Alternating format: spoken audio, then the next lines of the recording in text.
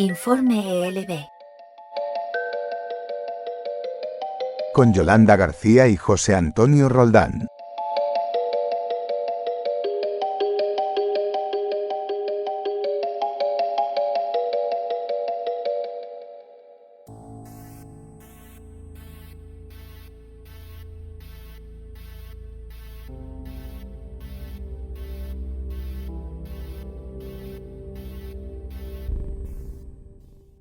Muy buenas y bienvenidos a una nueva edición de Informe ELB, un espacio del programa En la Búsqueda exclusivo para todos aquellos que habéis optado por apoyarnos a través del programa de mecenazgo de iVoox. Si no nos habéis apoyado por este programa y estáis escuchando es porque hay una pequeña previa de minutos para que escuchéis aquello que más o menos podáis intuir de qué va este espacio radiofónico. Si queréis apoyarnos es muy sencillo. Vais a cada audio y buscáis apoyar, y si no, en el central de audios de En la Búsqueda, del podcast de En la Búsqueda, está el botón apoyar. Le dais y ahí os explicarán cómo podéis hacerlo. Hay diferentes opciones, diferentes planes, y agradecidos por ese apoyo y agradecidos a todo el mundo por la escucha, tanto en Informe ELB como en el programa en abierto En la Búsqueda, apoyándonos con sus experiencias y con ese nuevo giro que estamos dando al programa, volviendo a nuestros orígenes con nuevas secciones y trayendo a amigas y amigos buscadores a compartir todo aquello que saben, todo aquello que han estudiado a lo largo de su vida con todos vosotros. Y bueno, hoy, si os parece bien, nos vamos a ir muy cerquita de donde yo vivo. Bueno, relativamente, en el mapa, como diría aquel, está a un dedo. Que es Tarragona, la antigua Tarraco, que también, aparte de toda esa historia que le rodea, hay algo más, una historia que tiene que ver mucho con la temática que tocamos en Informe LB y En la Búsqueda. ¿Queréis verlo? ¿Queréis saber de qué os estoy hablando? Pues vamos a ello.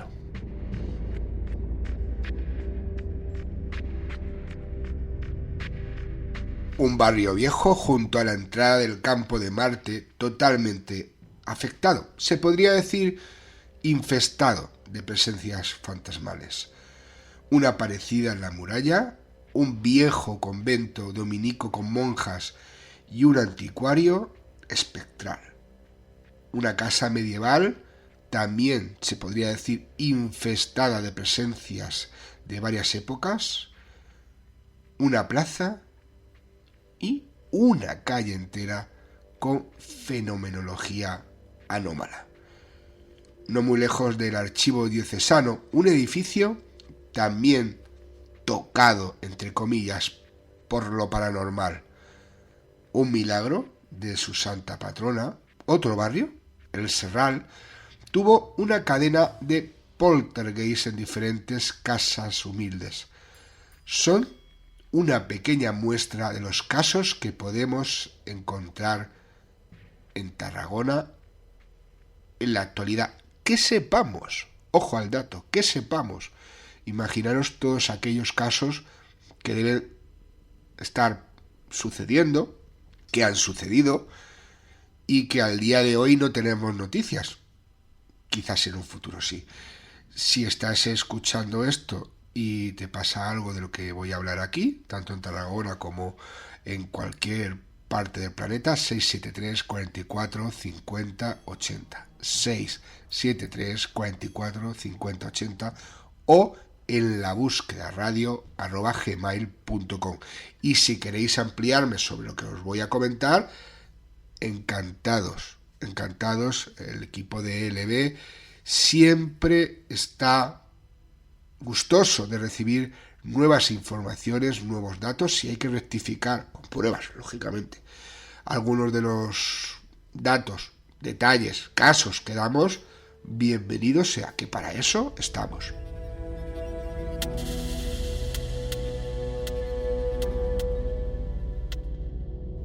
Los fantasmas de un pasado glorioso caminan por las calles de esta capital catalana. No son uno ni dos, decenas de ellos, según los testigos. Despojos quizás sinérgicos o residuos emocionales que convierten a la antigua Tarraco en una de las ciudades en activo con mayor número de incidencias paranormales en España. Por lo menos, como os decía anteriormente, que se sepa. ¿Y qué se puede ver allí? Pues bueno, sobre todo, o en gran parte, héroes caídos en contienda. Recordemos el pasado romano, el esplendor que se vivió allí en Tarraco, o caballeros muertos en contienda. Pero no todos son nobles, no todos esos espectros o fantasmas son o pertenecieron a la nobleza, y eso se intuye por sus vestimentas, y no todos son de la misma época. Por generaciones la gente cuenta a los pequeños de la casa en qué lugares deben tener cuidado para no ser asustados por apariciones de almas en penas arraigadas a la tierra. Sus muertes violentas o sus deudas espirituales con otros seres parecen ser que es el punto de anclaje lo que les retiene aquí en el estado actual en el que se encuentran, ese hecho que le hacen ser aparecidos, fantasmas o espectros, según su forma de interactuar con el observador. Son varios los puntos donde se concentran estos espectros residuales o donde los testigos parecen verlos con mayor continuidad. Puntos calientes se pueden llamar, como los avistamientos en su momento. Y lo vienen haciendo desde hace varios siglos. De hecho, en época medieval ya en esa zona veían fantasmas de romanos, ciudadanos que vivieron en otra época anterior a la medieval. Y también oriundos, fallecidos en diferentes accidentes, peleas, batallas y muchos hechos luctuosos que allí pasaron. Nosotros, los contemporáneos, vemos a ambos, o por lo menos, digo nosotros, los testigos, como pasa también en otras localidades con mucha vida en el pasado.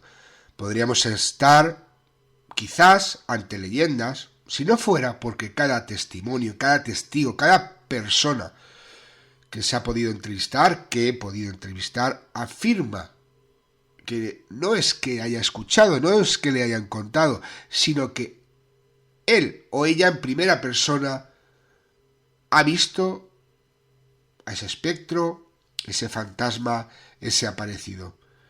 ¿Y por qué allí? En Tarragona. Pues bueno, los ciudadanos tarraconenses no dejan duda de su existencia. Es tanto así que además del recorrido turístico entre las viejas ruinas, las reconstruidas callejuelas y los remodelados edificios abiertos al público, se ven ir y venir otros grupos de visitantes que se desplazan más lentos con el fin de ver o sentir esos fantasmas de los que aquí estamos hablando. Una forma, quizás, de constatar su existencia. Es el turismo sensitivo o curioso, y esto de lo que os estoy hablando se inició muchísimos años antes que las rutas del misterio que tan en boga están ahora en España. En el Serral, en el barrio del Serral o barrio de pescadores, a principios de los años 80 del siglo pasado, se dio un caso poltergeist que atrajo la atención de la prensa de la época, de los medios locales, y que al parecer, según la asociación de vecinos de ese barrio, Incluso llamó la atención y se presentó allí don Fernando Jiménez del Oso. En la actualidad, la casa, el foco de aquel caso, sigue teniendo manifestaciones, o por lo menos cuando pude hablar con ellos, es una propiedad privada, y aunque sus dueños no se negaron a hablar conmigo y a dejarme inspeccionar el lugar, no quieren volver a ser protagonistas de la prensa. Y en este caso, pues imaginaros, si fuera aquella época de los 80 del siglo pasado, pues ahora no solo es la prensa, sino toda la televisión, las redes sociales, y bueno, hay que entender, y aquí en Informe LB y en La Búsqueda lo hacemos, a las personas que tienen experiencias y que, bueno, no quieren contarlas. O por lo menos no quieren decir los datos en concreto de manera pública de donde sucede. Porque en este caso, en su momento, tuvieron bastantes problemas personales, incluso sociales en aquel momento, y bueno, hay que entender su decisión. Un detalle a tener muy en cuenta es que los barrios más antiguos, los más afectados por historias o encuentros con lo anómalo, al menos hasta el día de hoy, es lo que podemos encontrar en Tarragona, es decir, barrios con una historia, con un pasado. En el anfiteatro, muchos visitantes tienen sensaciones de flashback en los que ven cómo estaba todo aquello en su época de esplendor, y en la zona inferior, donde esperaban los gladiadores, los luchadores, las emociones les superan, por lo menos varios casos que he podido constatar. Posiblemente sea porque se dejan llevar por la sugestión del lugar, por lo magnífico que están viendo, quizás, o por el uso al que se le da, o realmente pues conectan de alguna manera con ese pasado. Los que más notan presencias extrañas señalan también otro lugar. Hay una especie de epicentro de lo insólito que empieza en una de las puertas de la vieja muralla y que se expande en círculos concéntricos afectando a los edificios más cercanos a él. El Parque del Campo de Marte se sitúa al pie del lienzo occidental de las murallas. Es una de las zonas más verdes de la ciudad. Todo comienza en la puerta de muralla que desemboca en el casco viejo. Una calle nos lleva a ver la muralla mejor conservada de todas. En uno de los tramos de la entrada, donde hoy han adecuado aseos para los turistas, para los visitantes, se ve una salida en pendiente, por donde antiguamente se tiraban despojos, los residuos y, sobre todo, los restos de los muertos en batalla. Al menos eso es lo que ven bastantes testigos que de visita al lugar sufren una especie de visión del pasado. Como os decía antes, también en el anfiteatro, un flashback. Al otro lado de la puerta se abre una plaza donde encontramos el archivo y edificios rehabilitados por cultura para servir de exposición a los visitantes. Esa zona está afectada con las leyendas de fantasmas, donde se cuenta, donde ubican, donde centralizan varias de esas leyendas de fantasmas y casos, y tienen nombre propio y época diferente. A mano derecha, desde la puerta, se puede ver el viejo convento de monjas, que luego fue vendido a un anticuario llamado Agapito. Este señor mostraba sus colecciones en el patio del inmueble a sus clientes y siempre guardaba especial interés en vigilar las piezas de la exposición, algo lógico. A su muerte, la gente sigue viendo al anticuario asomándose a la ventana del edificio. Le llaman la casa de Calagapito. Tantos eran los testimonios de gente que pasaba por allí, de mañana, de noche, a cualquier hora del día, y lo veían, que se preguntó a su familia al respecto.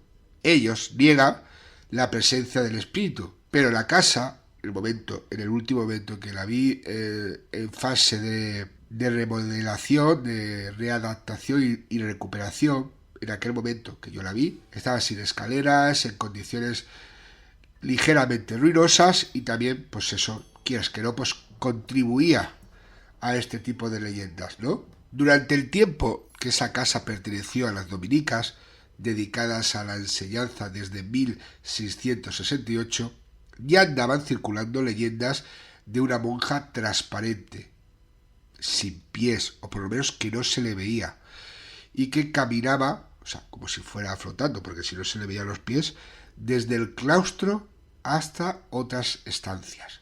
También muchachas del lugar, a finales del siglo XIX, principios del siglo XX, hablaban de extraños gatos blancos con ojos rojos que iban y venían por el patio interior y que coincidían con muertes del vecindario.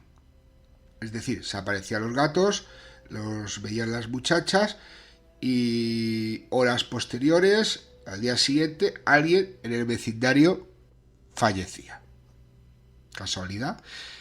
En ese mismo patio, una vez comprado por el anticuario, un burgués hecho a sí mismo, sus clientes veían sombras rápidas y alargadas pasar, describiéndolas como con hábitos religiosos, es decir, en vida aún de el anticuario.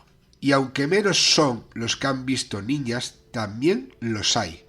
Dicen que aparecen en grupo de 3, van corriendo y riendo, con una batita blanco-azulada de rayitas, y llevan trenzas largas. Desaparecen en las puertas de acceso al edificio desde el patio, aunque sus risas siguen oyéndose unos segundos después de haber desaparecido. Al cerrar la casa y adquirirla el ayuntamiento, se volvió más difícil de acceder a ella.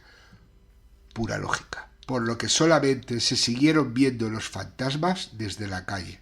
Si no se podía entrar, pues difícilmente se podía ver si había algo en el interior. Aunque había noches que desde fuera se oía alboroto dentro del edificio. Voces femeninas que hacían que los vecinos se quedaran parados mirando y preguntándose: ¿pero no estaba deshabitada? Se descarta en ese momento que la casa estuviera ocupada, porque entre otras cosas no es que estuviera muy habitable. Fueron tantos los incidentes que se dieron allí que por unos meses se creyó, como os decía, que había ocupas, con familias, una familia con niños. Por lo que en diversas ocasiones se llamó a la policía para transmitir esa ilegalidad, pero no se encontraron restos de ningún tipo de comida, vestimenta, que alguien hubiera dormido allí, vivido allí, nada, absolutamente nada. El debate ha quedado abierto y hay los que defienden que en Calagapito hay fantasmas, hay presencias fantasmales, espectrales y de diferente época. Y luego hay los que opinan que todos son supersticiones de ciudadanos aburridos e incluso de personas que fomentan que allí se diga que hay presencias fantasmales para traer la atención de los turistas. Planteamos todo, dejamos ahí todo sobre la mesa y ya sabéis que si queréis opinar sobre el asunto podéis hacerlo perfectamente. Seguimos caminando unos metros dentro de esa plaza y nos encontramos con un nuevo edificio del Departamento de Cultura. Eso parece desde fuera. Desde dentro te das cuenta que toda Tarragona está construida sobre cimientos de otros asentamientos anteriores. Este lugar es el ejemplo. En el suelo se preserva con cristaleras los cimientos de edificios de muralla y casas. Pero los cuidadores confirman que además de ruinas a veces da la sensación de que allí hay vida más allá de la vida cotidiana. Ellos me comentaron que ya no le prestan atención, están acostumbrados y no quieren dejarse llevar por paranoias. Además, es su trabajo y no tienen el permiso del ayuntamiento para hablar de este tipo de temas no normales y de locos, según comentaron algunos de ellos. Pero remiten a otras personas que pudieron comentarnos sobre el asunto.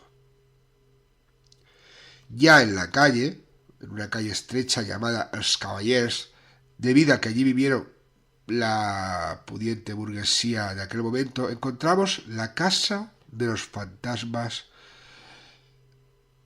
entre comillas, la casa de Castell Arnau.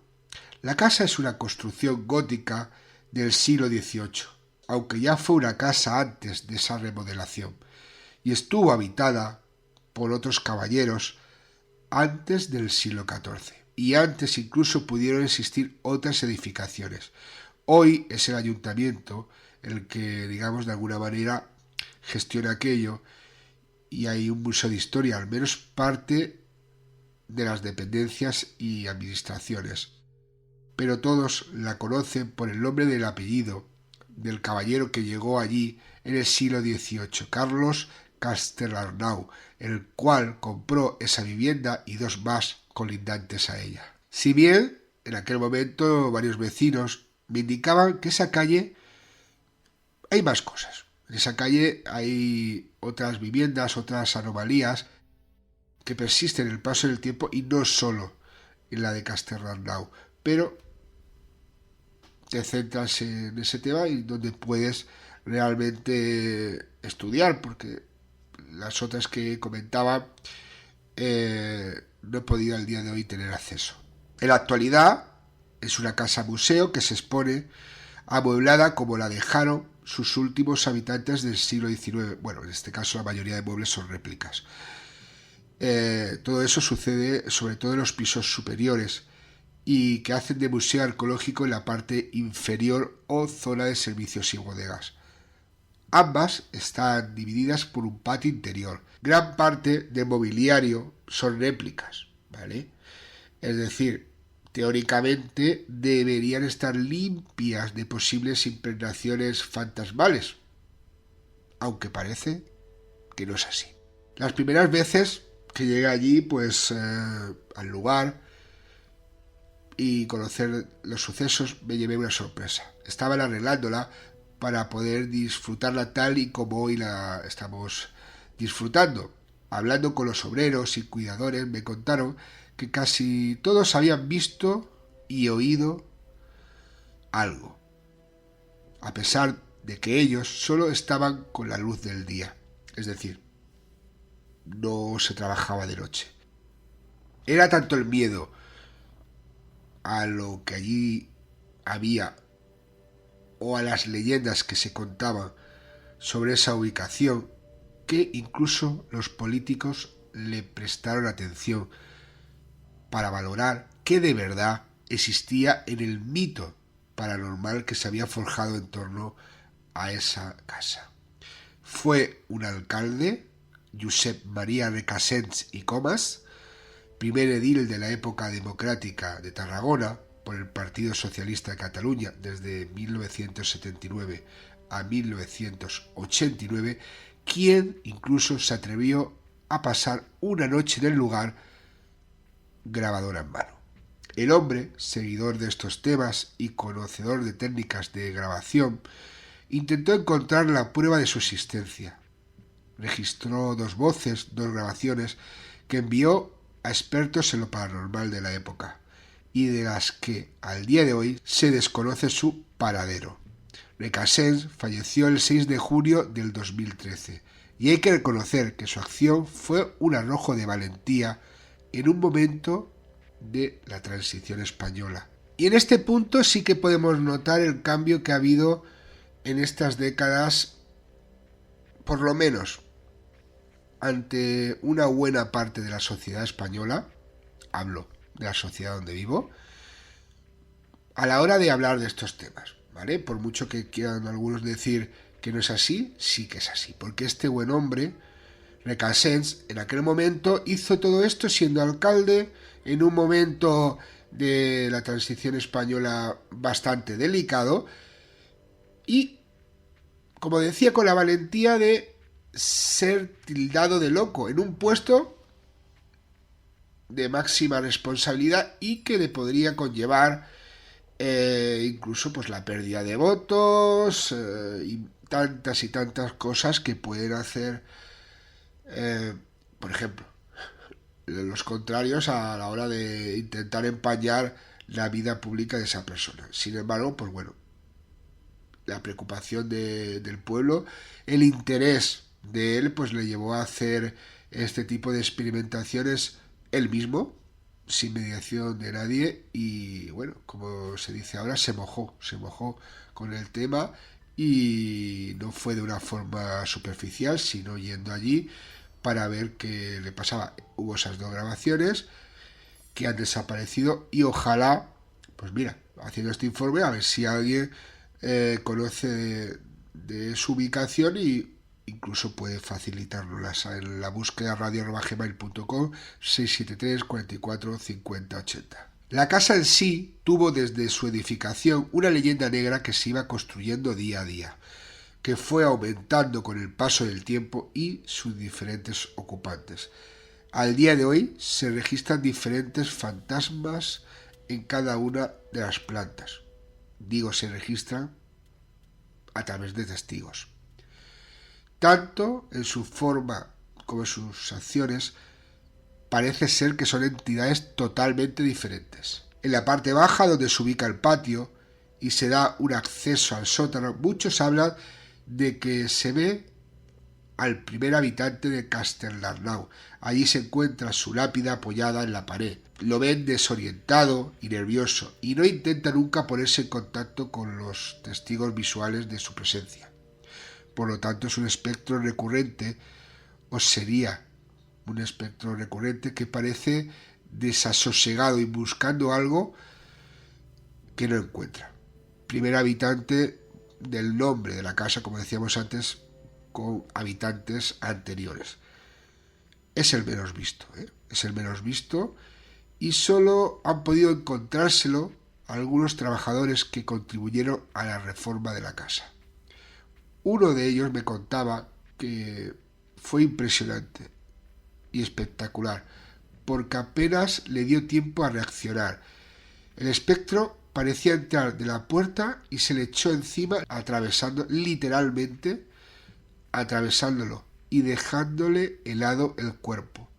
Nunca le había pasado nada igual a este hombre, a este obrero, y tuvo ansiedad por bastantes días, así como pesadillas, algo lógico, fruto de la experiencia. Trabajadores, catalogadores y arqueólogos han entrado y salido del sótano abierto al público. Ahí encontramos diferentes piezas y hablando con un testigo, ML me comentaba que se le erizó el cabello, notaba algo y no lo veía. Decía textualmente: seguí con mi trabajo, pensé que era sugestión. Había oído muchas leyendas sobre la casa y me dije, tú eres racional y no te debes dejar influir. Entonces me volví y estaba colocando un objeto y detrás de mí había una sombra oscura, como una nube redonda del tamaño de un niño pequeño. Pegué un salto y me puse frente a eso. No podía moverme y aquello se quedó quieto. Yo seguía sin poder moverme y empezó a moverse hacia mí. Miré a la puerta y el miedo solo me dejaba mover los ojos. Era de día. Oía a mis compañeros por la casa, incluso escuchaba a la gente que pasaba por la calle. Quise llamarles. No pude. Aquello seguía aproximándose a mí, pero cuando se acercó a un palmo, desapareció. Creo que fueron imaginaciones mías. Luego estuve mucho tiempo y nunca volví a experimentar nada igual. Eso me comentaba él. Pero si era una imaginación, otros testigos habían experimentado exactamente lo mismo, porque eran gente diferente, no tenían nada que ver entre sí, y vieron o experimentaron algo totalmente similar. Desde la calle se accede a una primera planta. Allí encontramos varias salas de recibidor, un comedor, hoy convertido en exposición, y las cocinas. Es un lugar que para nada da impresión de tener espíritus merodeando por allí desde hace siglos. Estuve allí en varias ocasiones, en algunas con mi hermana Marisol, con Yolanda, con otras personas, intentando grabar. No tenía permisos, eso sí, para quedarme por la noche, y después de varios años, 6-7 años, intentando conseguirlos, casi nos habíamos dado ya por vencidos, ya que los diferentes organismos de los que depende la Casa Castelnau no contestaban, bueno, nos daban largas en amplio sentido. Intenté tramitarlo desde el ayuntamiento, pero bueno, diferentes cambios políticos hacían que todo se demorara. La burocracia de hoy en día. Eso era para grabar de noche, pero bueno, de día sí que comentaba anteriormente que sí que se pudo hacer investigaciones, hablar con la gente con los permisos de allí, porque claro, es un sitio que, como os comentaba, pertenece al ayuntamiento, y como si entras en una casa privada, no te puedes poner a hacer tú lo que quieras en cualquier momento, de cualquier manera, porque encima hay gente, o sea, tanto la gente que visita la casa como la gente dedicada a la administración de cultura, como la gente que lleva la propia casa museo, los cuidadores, limpieza, y tú tienes que adaptarte a lo que te vayan diciendo, en este caso con disgusto, lógicamente, porque lo que te gustaría es haber podido hacer otro tipo de cosas, y te tienes que adaptar, como decía, y te comienzas a observar la reacción de las personas, de los visitantes que iban por primera vez,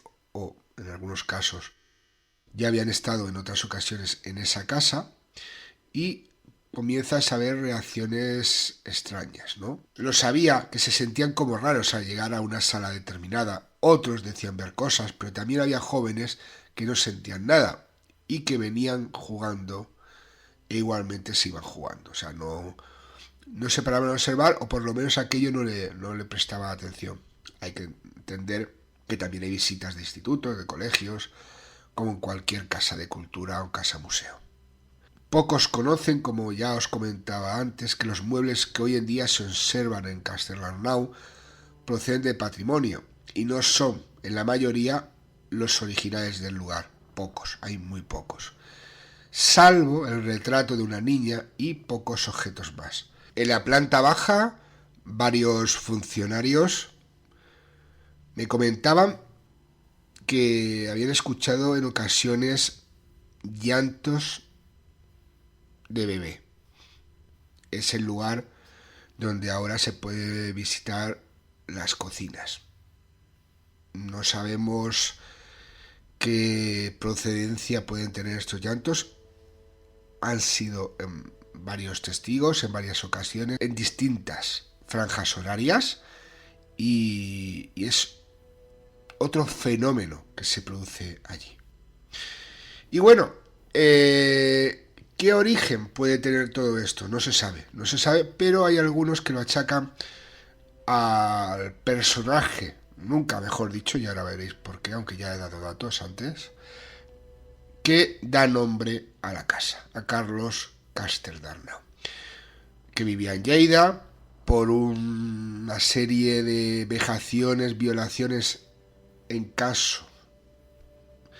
un caso en concreto a 2 trabajadoras jóvenes de su servicio.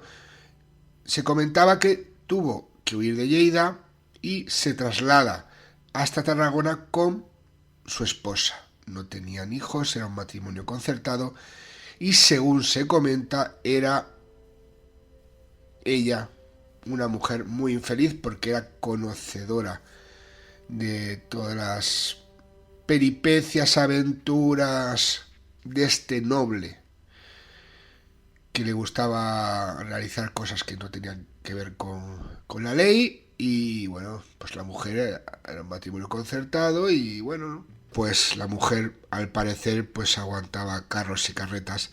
Una vez establecidos allí en Tarragona, pues surge una leyenda negra del hombre que, bueno, una vida nocturna muy activa, unos vicios no muy bien vistos y una predilección por los juegos de azar, que le llevó pues a perder en varias ocasiones sumas considerables de dinero. Y una segunda leyenda que comenta que esos llantos a los que hacía referencia anteriormente podían tener un origen, y es que varias jóvenes hubieran quedado embarazadas por la acción de Castelnau, hubieran abortado y esos nonatos hubieran sido quemados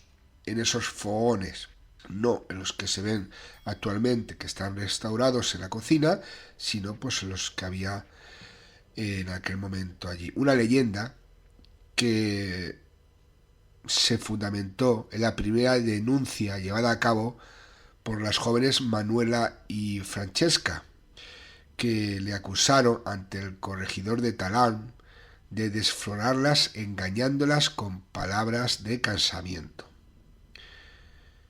Allí, él, pues en ese momento, huye a Barcelona, donde fue apresado y llevado a la Ciudadela para juicio. Queda libre por falta de pruebas y como dicta la sentencia por gozar de privilegios de caballero noble de cuna. Al final, cosas que pasan, fue indultado solo con una multa a pagar a cada una de las jóvenes a modo de dote para que pudieran casarse con otros hombres. Es decir, que don Carlos de Castelnau, oriundo de Alins, en el Val de la Ferrera, en el Pallars Sobirà, en Lleida, tuvo que irse de su provincia natal a otra por ese tipo de escándalos amorosos que os comentaba, ¿no? El juicio resultó llamativo y sentó precedentes. No era normal en aquella época del siglo XVIII que se llevara a juicio a un noble por líos de faldas. La cosa se resolvía muchísimo antes de llegar a juicio. De hecho, en la mayoría de ocasiones pues no había ni denuncia, ¿no? Y bueno, pasa todo eso y él sale victorioso de alguna manera, pero ellas también. Es decir, que hay como un precedente que se utilizó en diferentes juicios posteriores. Bueno, la viuda de este buen hombre, esta sufrida mujer, a su muerte tuvo juicios con el sobrino de él, ya que la herencia, por falta de heredero varón directo, pues tendría que pasar a los hombres de la familia más cercanos a él y no a la mujer. Y ella, como es lógico normal, no estaba de acuerdo. Encima que había tenido que aguantarlo todos esos años, pues imaginar, ¿no? Hay que ponerse en su piel. Y ayudada por un familiar, casi ganó el pleito. Casi. Pero no lo hizo. Al parecer, el último Castelnau que habita en esa casa era igual o muy similar en sus devaneos que su familiar. Y bueno, pues a este hombre también le da por los líos de falda, el juego. No era muy afortunado en el juego y lo pierde todo. O por lo menos parte de esa herencia. Incluso se llegó a jugar las escaleras de piedra de la vivienda en una partida. Estoy haciendo un poco de recorrido histórico y también por la casa. Y voy y vengo, para que más o menos entendáis el caso en sí, ¿no? En el primer piso, lugar donde habitan entre comillas más fantasmas y que eran los usados por la familia inicial y luego la posterior para tener más vida, que hacían más vida, también empezaron a darse fenómenos extraños. El servicio de la época, libre de ataduras en sus ratos de ocio, contaba a los otros ciudadanos que junto al salón de billar se tenía por costumbre realizar sesiones espíritas, muy en boga. En aquella época, sesiones espíritas por las mujeres de la casa y por sus amigas, la gente que iba allí, ¿no? Mientras los hombres en la sala contigua discutían o jugaban al billar. Nada extraño, como decía, por la época en sí. Y más en esa casa con leyendas. Lo hacían por algo. Por la casa en sí y por el morbo que podía provocar realizar las sesiones allí, ¿no? Porque si en una casa que se comentaba que se veían cosas, pues imaginaros hacer las sesiones espíritas. Que en varias ocasiones vinieron desde Barcelona algunos medios llamados para ese menester, y al parecer ellos achacaban la mala suerte familiar a los espíritus. Si nos trasladamos a una gran sala que se utilizaba en su momento también para festejos, bailes y otro tipo de celebraciones, también hay personas que dicen haber visto gente allí como si estuvieran en una de esas fiestas, gente que ya no debería estar. Una niña, por ejemplo, también de corta edad, que se asoma a la vez en ese tipo de fiesta cuando se abre la puerta de la sala, parece que está triste y luego desaparece. Según algunos testigos, lleva un vestidito blanco de encajes y unos lacitos gruesos en el pelo, un pelo con muchos bucles. Pero sin duda hay dos fantasmas allí en la casa museo de Castelldarnau que no quieren o no les dejan estar tranquilos a estos otros que se aparecen. Podría ser, según lo que comentan los testigos, uno de ellos, una mujer que viste el camisón blanco de lino, tiene el cabello moreno y lleva el camisón desabrochado del cuello enseñando un hombro, como si tuviera calor. Este fantasma de mujer se suele aparecer en el balcón que da a la calle y desde la sala de billar. Hay gente que dice que incluso ha llegado a ver a esta mujer como bostezándose y estirándose, pareciendo totalmente real. O sea, es ser una persona de carne y hueso, pero bueno, imposible porque ni por la función del edificio, ni porque se haya representado ningún tipo de obra teatral, pues se ha realizado en tantas ocasiones como comentan haberlo visto, ¿no? Y se comenta que esta mujer ya se veía incluso antes que el propio Carlos Castelldarnau, cuando el rey Carlos I fue huésped de honor de esta casa y comentó que es el mejor balcón al mar que había en sus estados, la ciudad de Tarragona, y eso fue en 1542. Pero hay otro espíritu, hablaba de dos, el más visto, el más notado por la gente, que sí que tiene que ver al parecer con el linaje de Castelldarnau, y es el de una niña pequeña cuyo retrato original se encuentra en la sala del piano junto a una de las habitaciones dormitorios restauradas. En ocasiones se deja ver por ese ala de la casa y lo hace de forma muy especial con una serie de fenomenología extraña que la envuelve, por decir de alguna manera. Al principio, algún funcionario comentaba que se escuchaba el piano de cola. Era una melodía infantil o de persona que está iniciándose a la hora de tocar el piano, ¿no? Y algunos incluso daban los detalles de que pudiera ser una nana, como alguien practicando con sus primeros acordes, me comentaba una funcionaria.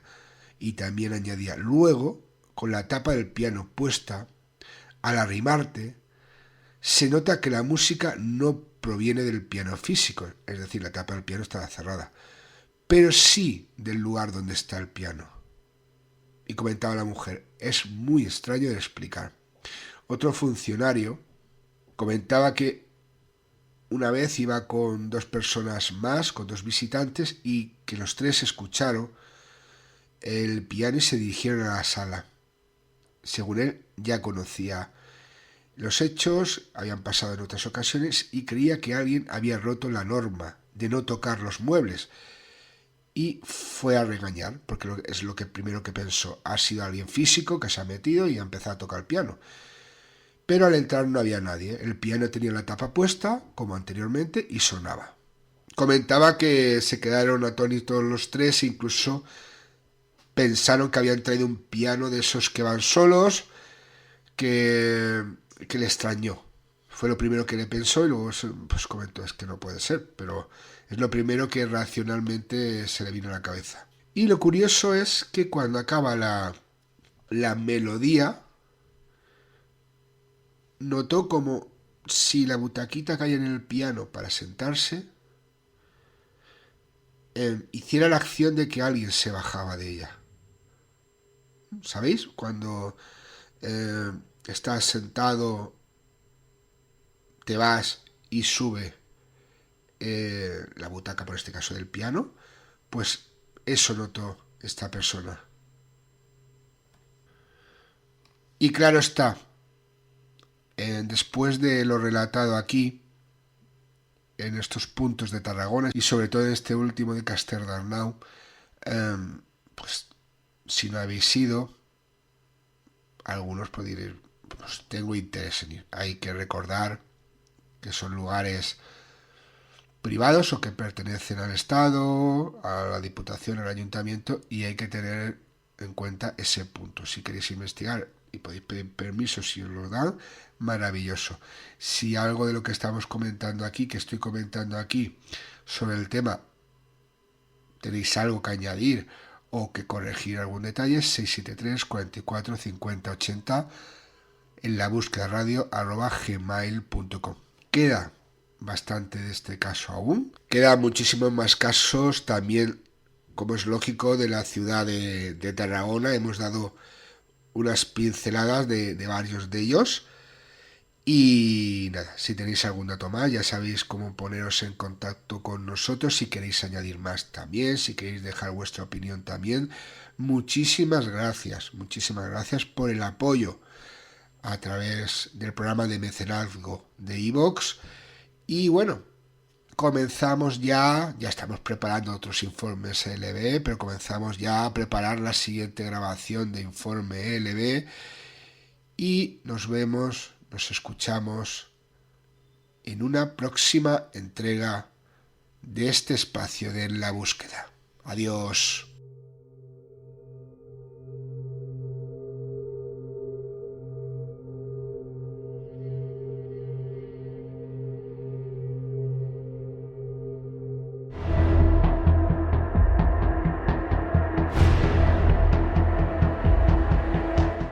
En la Búsqueda. Con Yolanda García y José Antonio Roldán.